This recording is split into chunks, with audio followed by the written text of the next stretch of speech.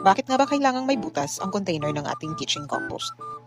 Para sa aeration o hangin. Ang mga microorganismo kagaya ng bacteria o fungi na nagdi-decompose sa mga raw materials ng compost, kagaya ng dahon, balat ng gulay at prutas, ay nangangailangan ng oxygen. Kung wala nito, mabubuo ang anaerobic condition o walang hangin na magdudulot ng mabahong amoy.